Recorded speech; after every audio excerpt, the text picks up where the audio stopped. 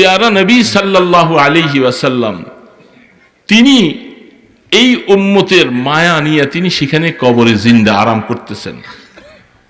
সালাম বলতে দেরি, সালাম যাইতে দেরি, বেশি বেশি করে দুরুদ সালাম পড়বো তো সারাদিন, গাড়িতে বসে বসা, রিক্সা বসে বসা, হাট বাজারে বসে বসে, মা বোনেরা ঘরের মধ্যে তরকারি পাকায়, রান্না করে, পারে না, তাদেরকে শুনিয়ে দিবেন সাল্লাল্লাহু আলাইহি ওয়াসাল্লাম, সাল্লাল্লাহু আলাইহি ওয়াসাল্লাম। পারবে না এটা সবাই পড়তে বাবা, এই ছোট বাচ্চারা তোমরা তো পারবা, এটা কি মুখস্থ করতে কষ্ট?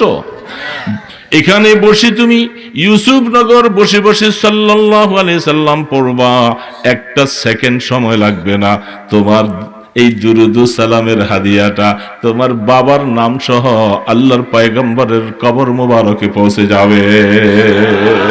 সাথে সাথে রাসূল ওয়া আলাইকাস সালাম ইয়া উম্মতি বলে সালাম জবাব দিবে। তুমি আখিরাতে ধনী হয়ে যাবে, তোমার নামটা লিস্টিভুক্ত হয়ে যাবে সেখানে। কবর মোবারক, রওজায়ে আতহার,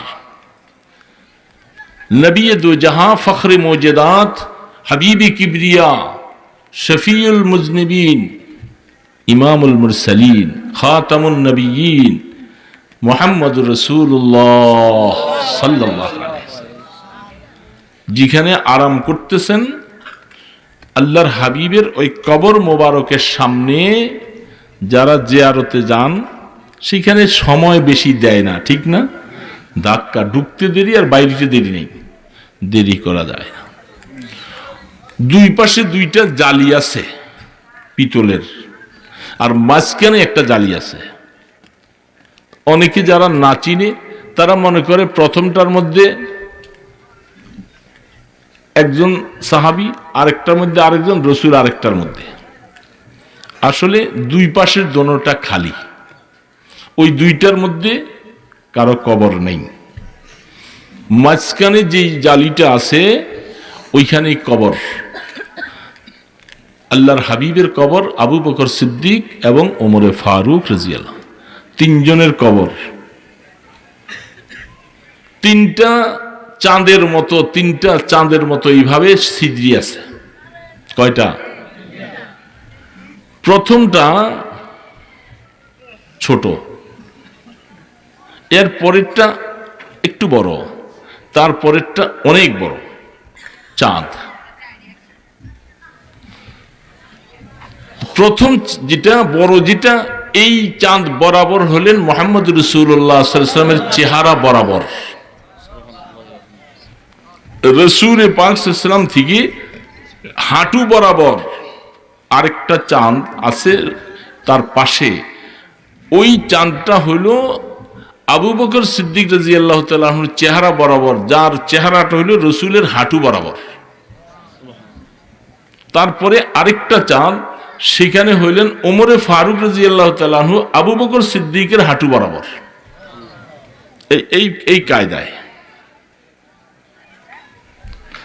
মাথাগুলি হলেন পশ্চিম দিকে। কোন দিকে?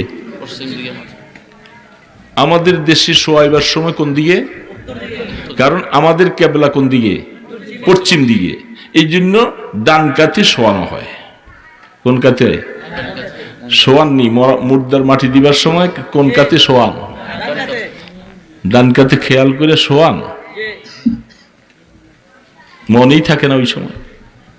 চিৎ করে শোয়ায়, চিৎ করে, হ্যাঁ চিৎ করে না? এই যে লাশও তো চিৎ হয়ে থাকে খাটের মধ্যে, চিৎ করে। কবরে শোয়াইবার সময় চিৎ করে শোয়ায়, চিৎ করে শোয়ায়। এই জন্য সুন্নত তরিকার কবর যেটা, এটা অনেক সময় অনেকে করতেও পারি না, জানিও নাই, শিখিও নাই। বাবা না জানলে কে কি করবে? কবরটাকে আমাদের দেশে মাটি শক্ত আছে, বগল কবর করা হয়, ঠিক না? কবরটাকে করার পর এক সাইডে দিয়ে একটু কুদুর কাইটা দেয় না? আপনাদের দেশে কেমন করে? একটু সাইড কাইটা দেয়, হ্যাঁ সোজা করে করে। এই তো সোজা করে করে পরে সাইড কাইটা দেয় না নিচে, নাকি না? একটু সাইড কাটে। মনে রাখবেন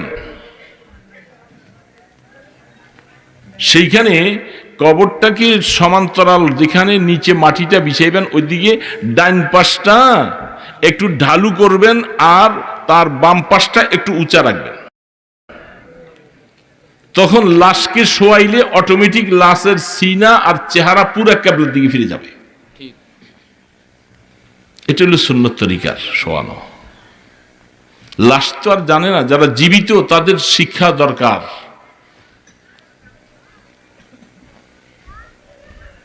এই জন্য আল্লাহর হাবিব সেখানে ওনাদের থেকে মদিনা শরীফটা উত্তরে, দক্ষিণ দিকে হইল বাইতুল্লাহ ঘর। এই কারণে চেহারা কোন দিকে? পশ্চিম দিকে, তাইলে ডান কাইতে চেহারা দেখা যায়। তো ওই চেহারা বরাবর যাইয়া সালাম দিতে হয়। বড় চান সেখানে আল্লাহ রসুল হায়াতুন নবী, আল্লাহ রসুল কবরে জিন্দা, সালামটা সাথে সাথে জবাব দেন।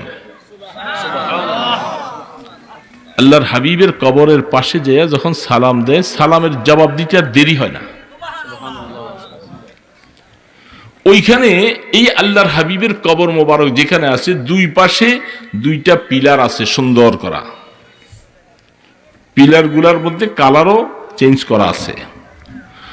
ডান পাশের পিলারের গোড়ার মধ্যে লেখা ইয়া খায়রা মান দুফিনাত বিল কয় আরজামুহু ফাতাবা মিন তিবিহিন্নাল কাওয়াল আকামু, আরবিতে লেখা।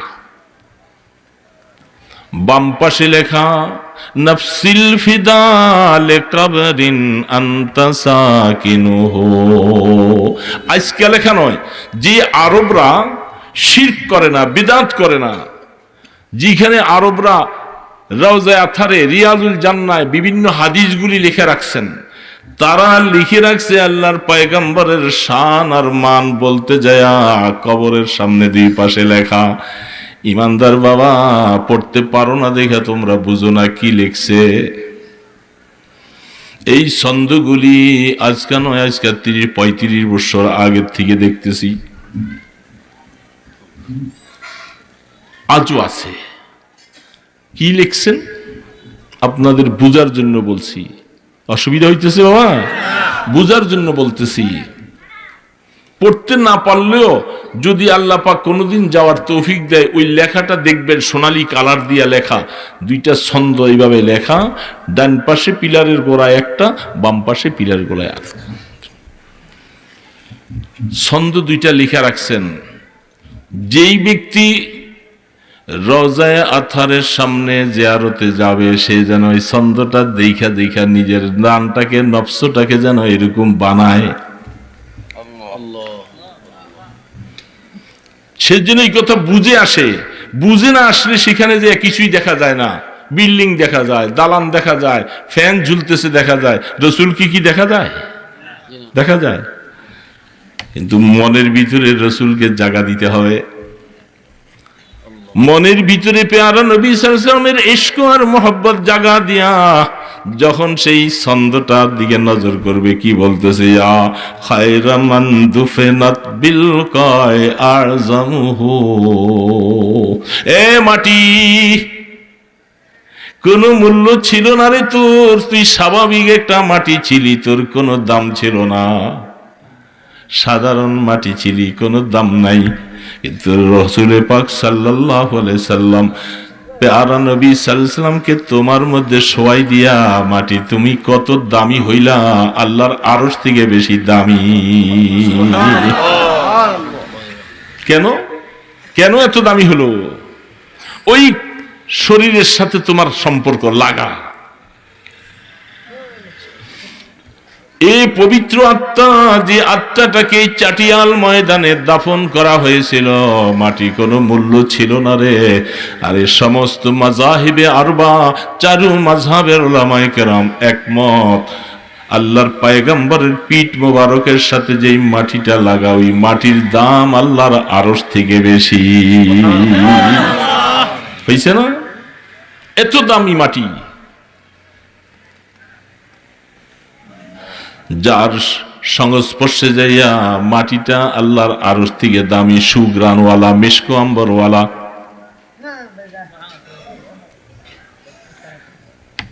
তুমি নিজেকে নিজে বলো নাফসিল ফিদা, এ কবরওয়ালা রহমতে দো আলম, আমি বাংলার জমিন থেকে এতিম ও কাঙ্গাল ভেসে আসছি।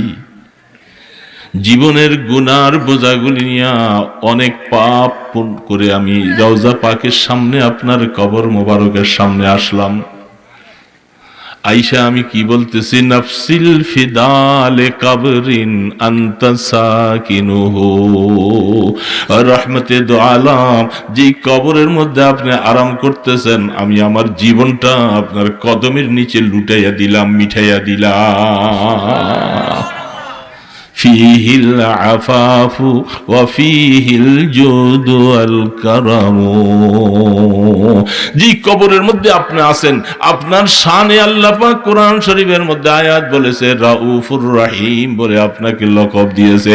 এত দয়ালু, এত দয়ালু, এত মেহেরবান আপনি। আপনার এই কবরের সামনে গুনার বোঝা নিয়ে আসছি, আমি মাওলার কাছে তওবা করতেছি, দয়া করে আমার পক্ষে একটা বার আল্লাহর কাছে সুপারিশ করো, যেন আমার মতো গোলামকে আল্লাহ মাফ করে দেয়।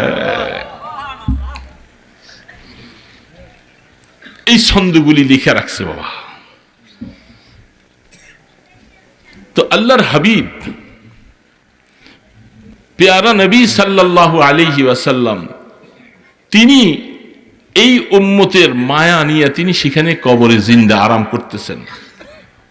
সালাম বলতে দেরি, সালাম যাইতে দেরি, বেশি বেশি করে দুরুদ সালাম পড়বো তো সারাদিন, গাড়িতে বৈশা বৈশা, রিক্সা বৈশা বৈশা, হাট বাজারে বসে বসে, মা বোনেরা ঘরের মধ্যে তরকারি পাকায়, রান্না করে, পারে না, তাদেরকে শুনিয়ে দিবেন সাল্লাল্লাহু আলাইহি ওয়াসাল্লাম, সাল্লাল্লাহু আলাইহি ওয়াসাল্লাম।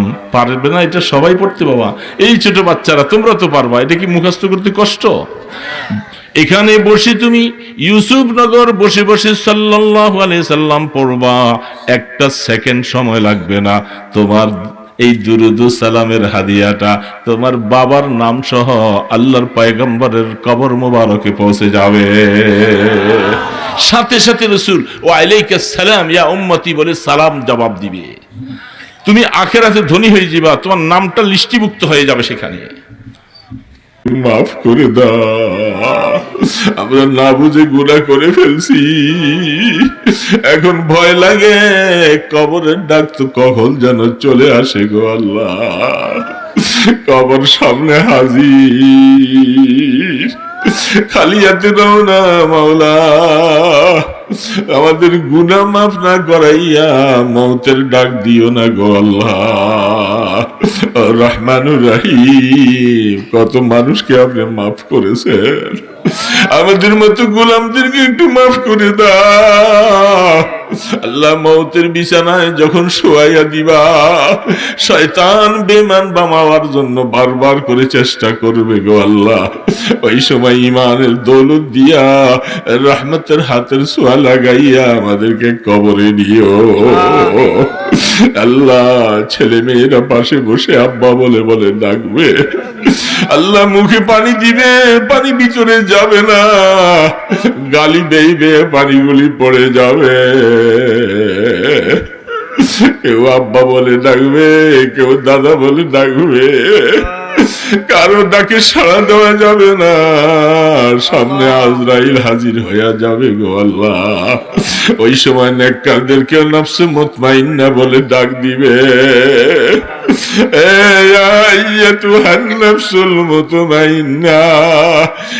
প্রশান্ত আত্মাওয়ালা, তুমি তোমার রবের দিকে খুশি চিত্তে যাও।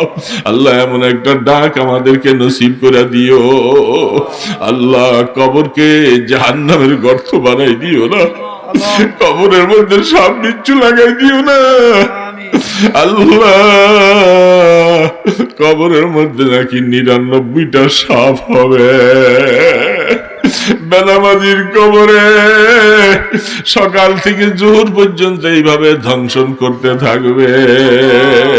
আল্লাহ আমাদেরকে তুমি মাফ করে দিও, কবরকে রহমতের কবর বানাই দিও। কিয়ামতের ময়দানে আমলনামার ডান হাতে দিও, পানি পানি বলে চিৎকার করে কলিজাটা ফেটে যাবে। তোমার বন্ধুর কাছে হাউজে কাউসার থাকবে, রহমতের নবীর হাতে আমাদেরকে এক গ্লাস হাউজে কাউসার নসিব করে দিও গো আল্লাহ। তোমার আরশের ছায়া ছাড়া কোনো ছায়া নাই, আমাদেরকে দয়া করে একটু আরশের নিচে জায়গা দিও আল্লাহ।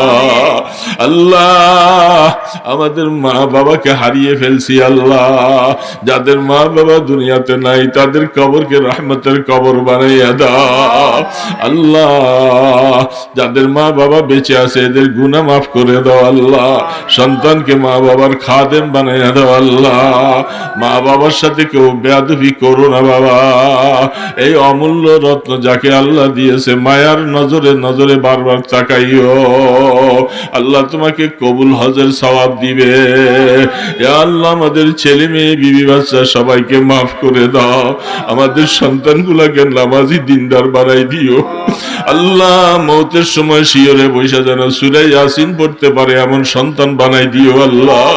ইয়া আল্লাহ এই মাদ্রাসা কবুল করো আল্লাহ, এলাকার মুসলমানদেরকে কবুল করে নাও। যারা মাদ্রাসা মহব্বত করে ভালোবাসা দিয়া জায়গা দিয়েছে টাকা পয়সা দিয়েছে সবাইকে তুমি কবুল করে নাও আল্লাহ।